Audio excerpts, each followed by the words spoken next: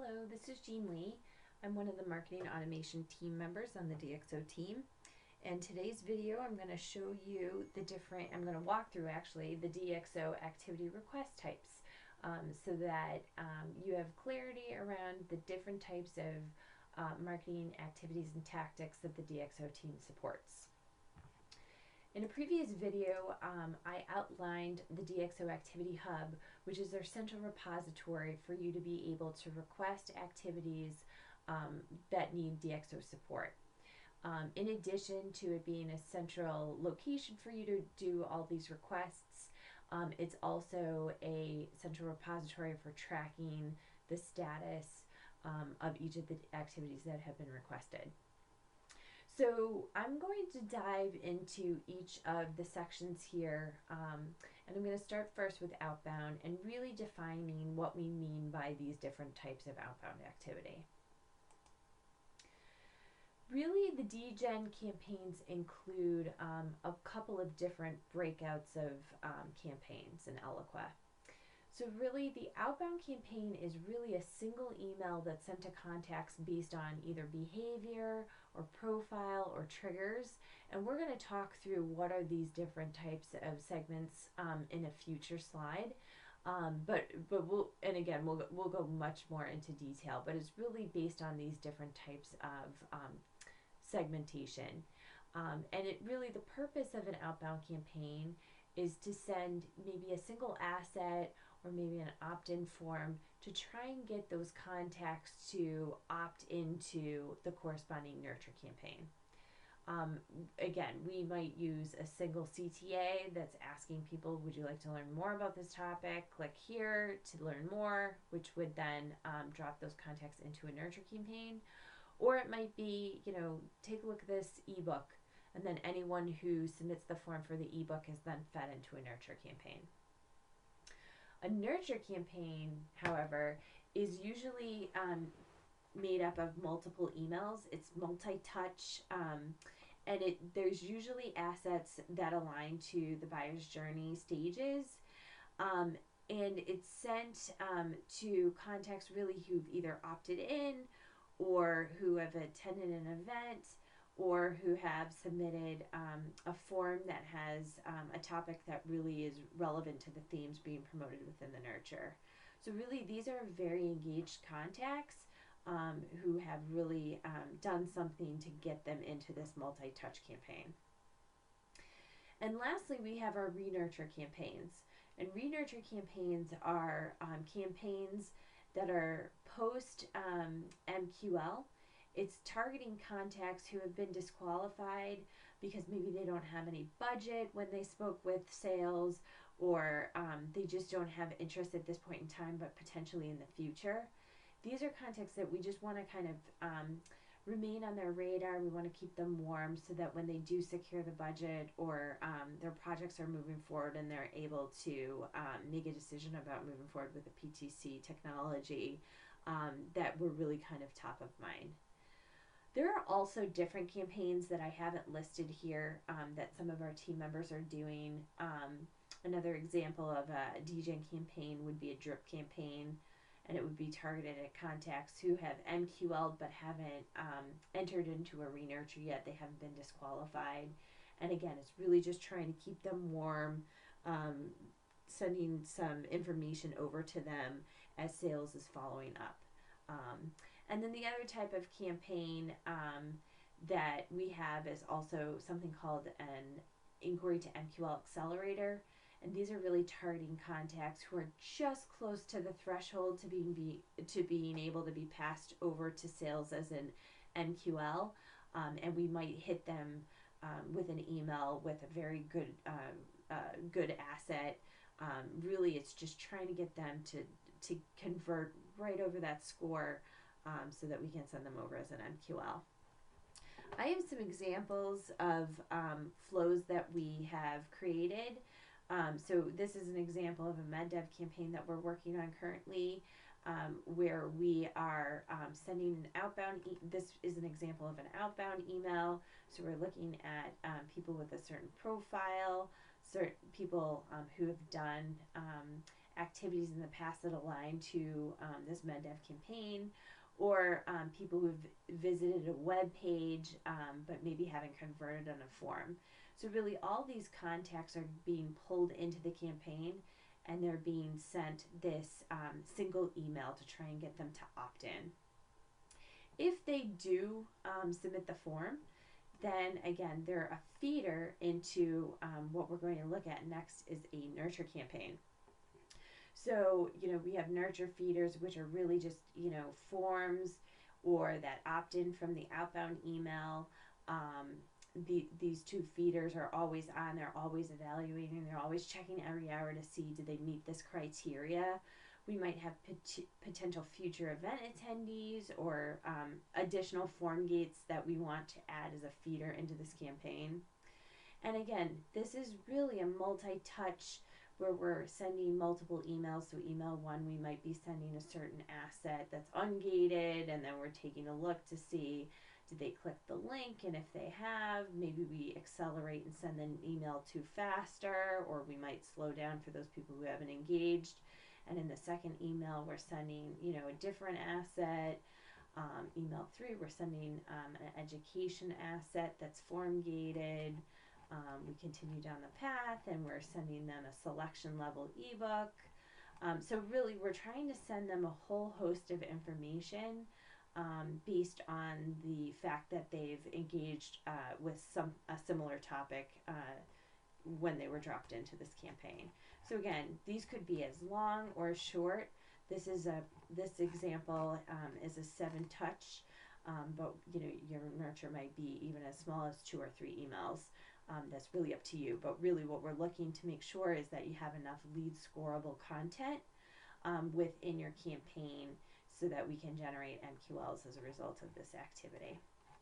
And again, we also have in here, the example of the drip that I talked about, again, which is taking a look at contacts who have MQL'd but haven't been disqualified yet. We're doing multi-touch email there.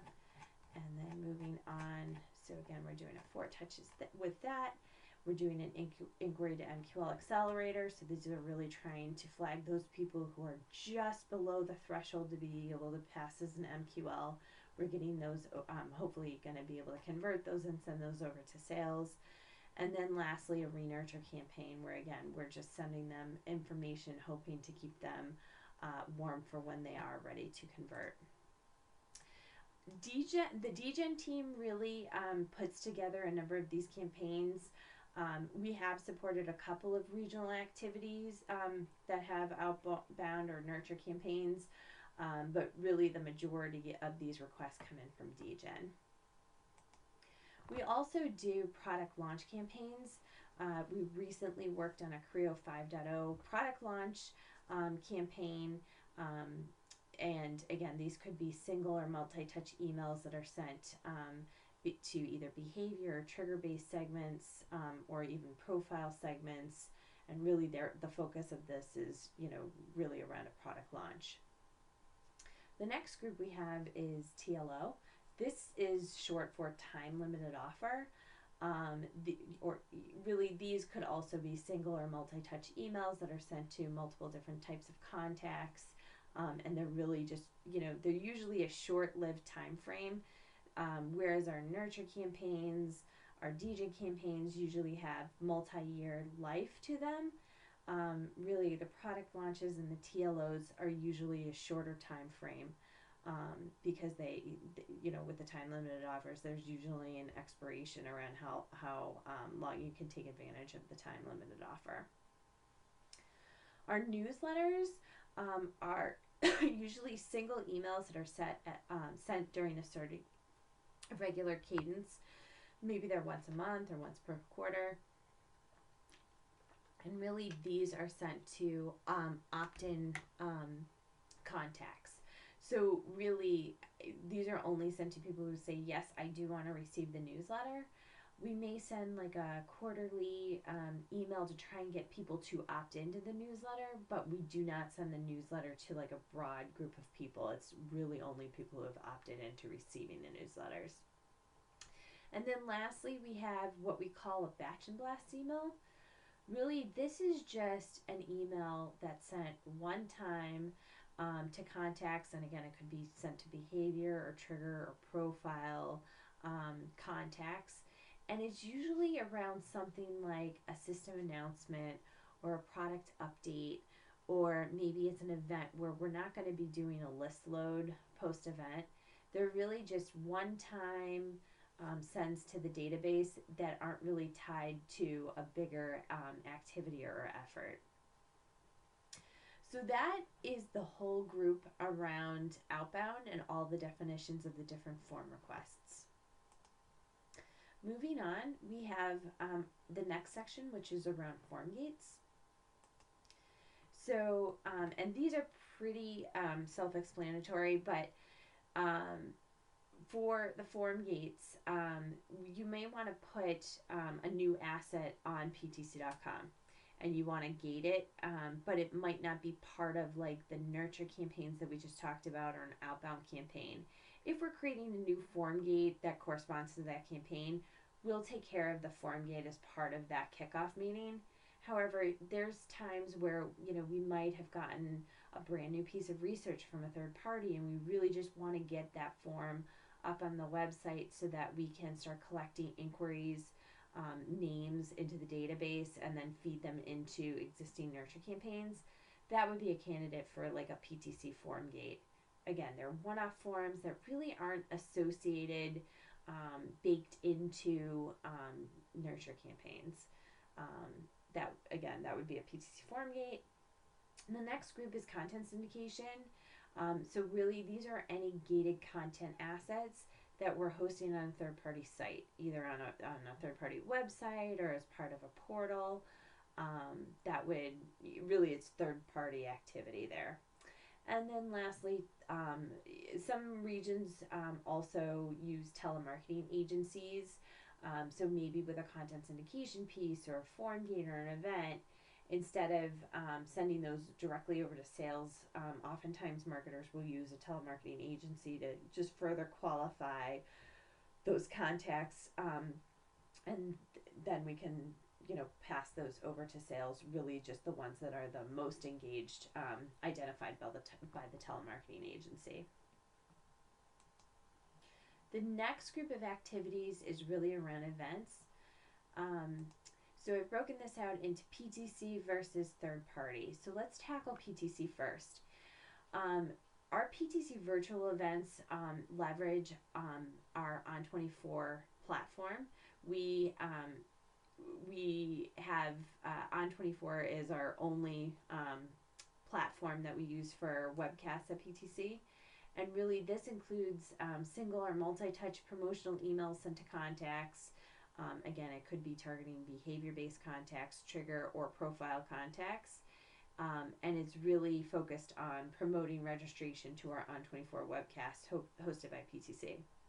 In addition to the promotional emails and the setup of the console within On24, this request would also include the follow-up emails as well as the webcast replay that we would potentially host on ptc.com.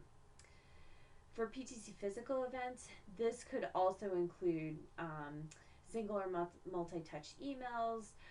It could include the registration form for the PTC physical event, as well as follow-ups post-event.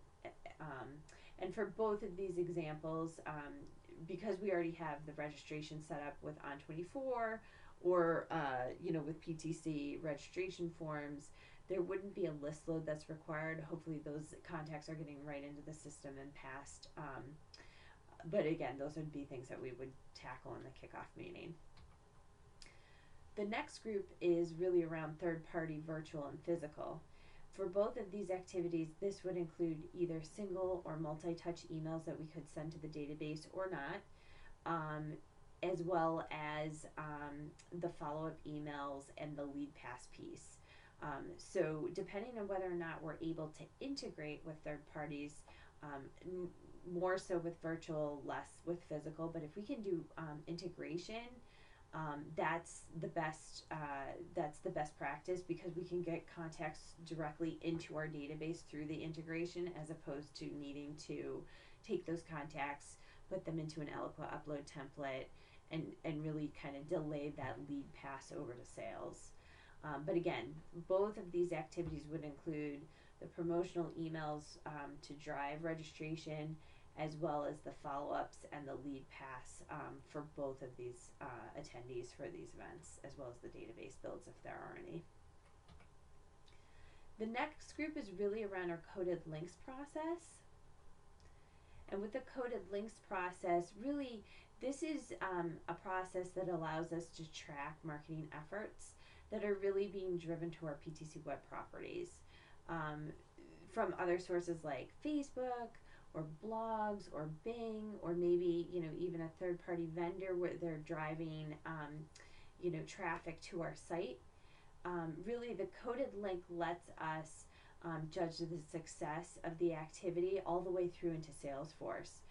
So it's a great way of being able to track a lot of your activity. So that concludes the definitions for all of the activities that are supported by the DXO Activity Hub. We'll have future presentations that focus more on the definitions around the different types of segmentation, as well as the web process.